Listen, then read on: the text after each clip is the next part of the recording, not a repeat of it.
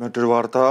അരുണാചൽ പ്രദേശിൽ മലയാളികളെ മരിച്ച നിലയിൽ കണ്ടെത്തി. വട്ടിയൂർക്കാവ് സ്വദേശി ആര്യ, കോട്ടയം മീനടം സ്വദേശികളായ നവീൻ, ദേവി എന്നിവരാണ് മരിച്ചത്. ആര്യയെ കാണാനില്ലെന്ന് പിതാവ് പോലീസിൽ പരാതി നൽകിയിരുന്നു. വിശദാംശങ്ങളുമായി വിഷ്ണു കരുണാകരൻ ചേരുന്നു. വിഷ്ണു, 3 പേരാണ് ഇപ്പോൾ മരിച്ചത് എന്നുള്ള വാർത്ത വന്നിരിക്കുന്നു.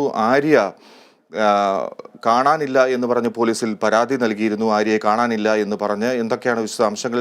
എന്താണ് ദുരൂഹത? ഈ മാസം 27-നാണ് ആര്യയെ തിരുവനന്തപുരത്ത് നിന്ന് കാണാതായത്. കാണാതായതിനെ തുടർന്ന് തന്നെ ഫോണിൽ ബന്ധപ്പെടാൻ കുടുംബം ശ്രമിച്ചപ്പോൾ തന്നെ അത് സാധിച്ചിരുന്നില്ല.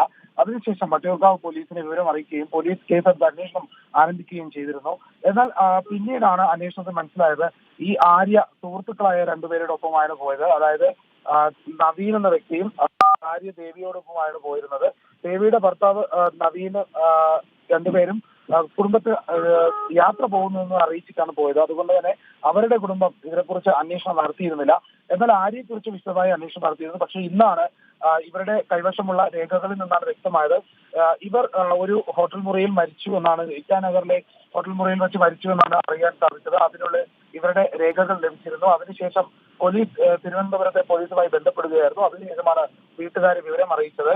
ഏതായാലും മറ്റു കാരണങ്ങളൊന്നും ഇതുവരെ വ്യക്തമായിട്ടില്ല. സ്വകാര്യ സ്കൂളിൽ അധ്യാപകയായിരുന്ന ആര്യയുടെ സുഹൃത്ത് ദേവിയോടൊപ്പമാണ് പോയത് എന്ന് മാത്രമാണ് വ്യക്തമാകുന്നത്.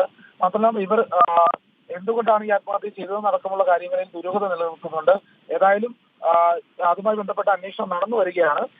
ഇപ്പോൾ ബന്ധുക്കളെ പോലീസ് വിവരം അറിയിച്ചിട്ടുണ്ട്. ഏതായാലും അവിടുത്തെ ആശുപത്രിയിലാണ്, ഇറ്റാനഗറിലെ ആശുപത്രിയിലാണ് ഇപ്പോൾ മൃതദേഹം സൂക്ഷിച്ചിരിക്കുന്നത്.